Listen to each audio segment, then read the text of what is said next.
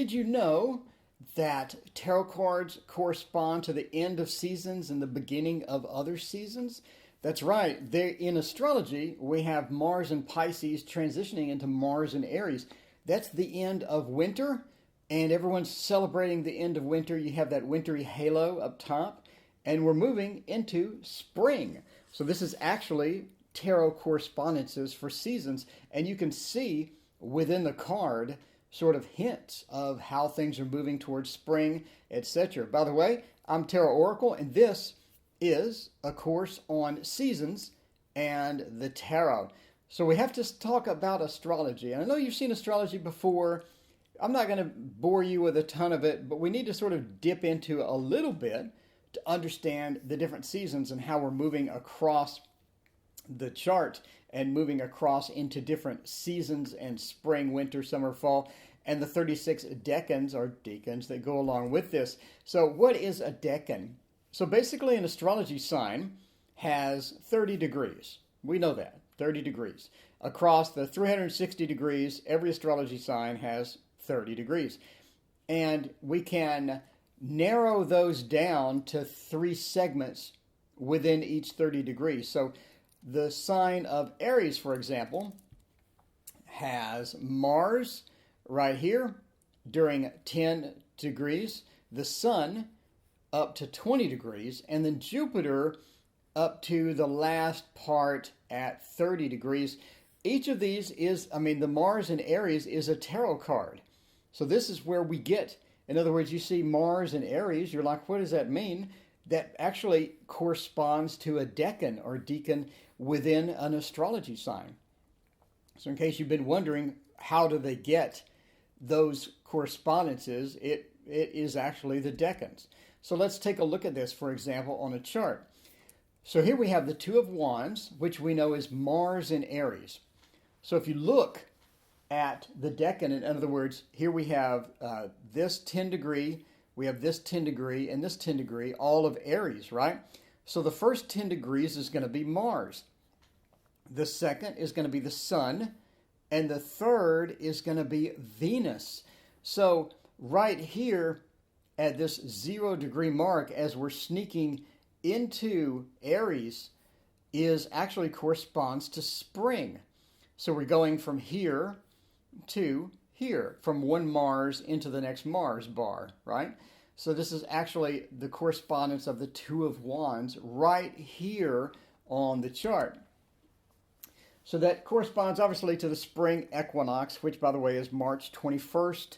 Around the northern hemisphere, it's March 21st. And again, that's 0 degrees Aries, and it is spring. So let's take a look at what this looks like on the chart. So here we're looking again at 0 degrees Aries, and as you can see, sort of circled it here as to the spot that spring happens. And again, when spring is hitting, when spring equinox is here, the Two of Wands, he's looking out, he's making spring plans. Should he be planting something? Should he be cleaning up? Spring cleaning, you know how that goes. So on the left so that guy was over here. That guy was right here in Mars and Aries. Before that, we have Mars and Pisces. Again, the winter. You see that blue, that wintry feel. We're getting out of that wintry feel. And that, again, is the Ten of Cups. So the Ten of Cups corresponds to the end of winter. And again, you can see the white little halo around the top section there. You can see everyone celebrating. Thank God we don't have to stay indoors. I'm tired of the snow. I'm tired of the winter weather. I'm ready for some springtime. After winter, you're really ready for that spring. So here we have the end of winter. Everyone is celebrating the end of winter. And again, we're moving into spring.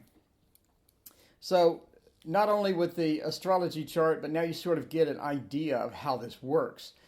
Again, the end of winter and the beginning of spring. So now when I look at the Ten of Cups, instead of just seeing the cups and the celebration and all that, now I understand a little more. Now I have a little more information to sneak up on when I'm reading this card, when I put down the card. And I remember that this is Mars and Pisces. We saw the chart. It's that Decans, that Decan right there is the Ten of Cups. We're ending winter and everything is rounding out. And again, Mars in Aries, the guy is trying to plan what he's going to do for the springtime. We all do it. What are we going to do for spring cleaning this year? The garden could certainly use some help. So we're going to head to Home Depot. We're going to put out the pre-emergent. We're going to put out the weed and feed. We're going to get everything done. Spring's a busy time. Spring's a busy time. So he's standing there thinking I should make a trip to Home Depot and I should get me some pre-emergent and get me some fertilizer for the lawn. You know, that's what he's doing. So we get more information here. We get more of a meaning from the two cards now because we sort of understand this, right? So again, we're moving into the next one. So we did spring.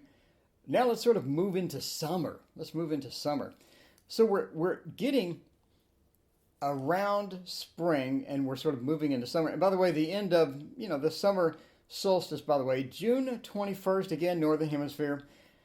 The summer solstice is the longest day of the year. It has the most sunlight of any other day of the year.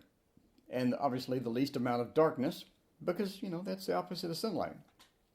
So the sun decan of Gemini right here. So we have the sun within Gemini. So the sun within Gemini is going to be represented by the Ten of Swords. And there's an astrology association as to why the Ten of Swords is so bad. It indicates stress, disharmony, just a bunch of negative things. So basically, it's an opposition to the it's the opposition to the ninth house of the sun god. So that is basically there's an astrology association as to why it's so negative. But basically, it's a negative card. And as we're moving out of spring, we can sort of, remember that it's this card because we did really enjoy spring. We really did enjoy spring. Now we're moving into summer. Now we're moving into that summer love, where you have that summer vacation. You go into Padre Island and you meet the love of your life. Having some coffee here, pardon the interruption. You meet the love of your life at the summer solstice. Super, super easy to remember. And as we move into the summer solstice, we're talking, by the way, about Venus within Cancer. Venus within Cancer, that Two of Cups, that cherish, that love, that emotion. And we can see that nice summer background there.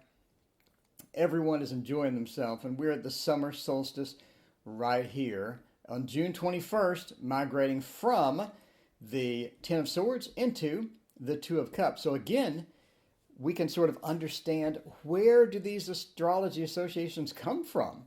What is the origin of those? Now we sort of get it. Now we sort of get it and we understand this is how it works. So again, summer solstice, it's time for that new love. It's time for that cherish, that little cherished love that we all have in the summer vacation. The summer love is on the summer solstice. Super easy to remember. Again, we're moving from the Ten of Swords to the Two of Cups. So let's move on to the next one. I know you're asking about autumn and then winter. It's coming. Calm down. It's coming. Get some more coffee here. Hang on. It is coming. Then we have the fall equinox, or in other words, autumn. So here, we're moving from, by the way, the Ten of Pentacles right here. The Ten of Pentacles. This is Mercury within Virgo. Mercury within Virgo, the communication within the Virgo, maybe a bit too OCD Virgo, the communication. Well, basically, we're at the autumn, okay? We're at the autumn. We're at the end of summer. It's the summer harvest. It's the summer harvest, by the way, September 23rd in the Northern Hemisphere. It's the summer harvest. By the way, fall equinox, the nighttime and the daytime are equal. So it's no longer summer. The nighttime and the daytime are equal. We're moving into autumn. We're moving into that fall feel. And the first card that we have in that fall feel is the bountiful end of summer with the Ten of Pentacles. the Ten of Pentacles. We have that bountiful, everybody is celebrating, everybody is wrapping up summer over here in the Ten of Pentacles. And we're moving into the fall. A bit of cooler weather, you know, the trees are sort of shedding their leaves. Leaves are falling. It's time to go out in the yard and rake up all those leaves into bags. That's never fun. Man, that takes forever. But yeah, so it's time to rake up all the leaves and all that good stuff. And we're moving into Moon right here inside of Libra. Moon inside of Libra. Again, over here with the blindfolded lady with the swords, a bit of that closed body language. And you can see that cooler weather behind her, right? You can see that cooler weather. You don't see any leaves on the ground, but you do see that cooler weather approaching. And we're going from, again, the bountiful harvest of the Ten of Pentacles into the cooler weather, a bit cooler feel, blue autumn of the fall equinox, when the day and night are equal. So very interesting correspondence to these cards. So again, we can understand where the Astrology Association comes from, and we can also understand the turning of the seasons with this combination, by the way, the turning of the seasons. So again, we're going from the end of summer. We're getting that summer bounty, you know, where the last of summer is here. We're gathering up all of the fruit, all of the harvest that we got, and moving into basically autumn and fall. So we have that transition right here. So anyway, again, we can sort of get an idea of how all of this works.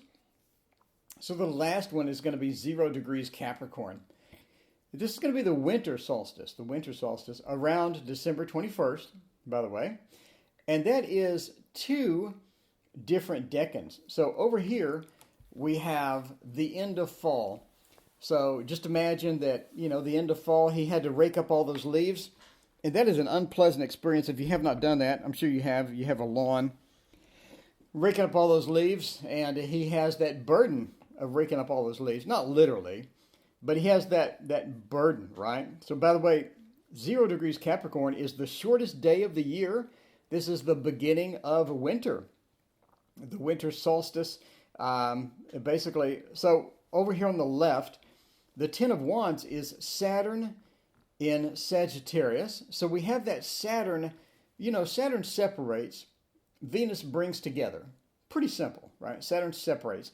And we have that Saturn sitting in Sagittarius. It's just too much. It's just too much. We have that burden of Saturn and Sagittarius sort of sneaking into there.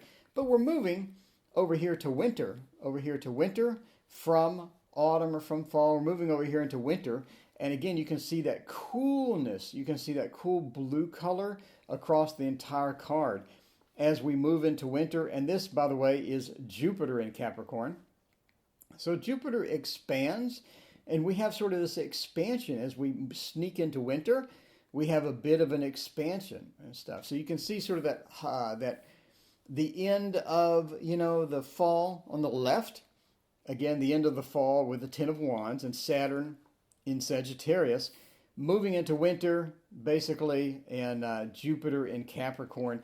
So that sort of rounds out our seasons, and it's always good to sort of remember these and to understand, again, how these decans sort of correspond to everything. So let's go back to the original.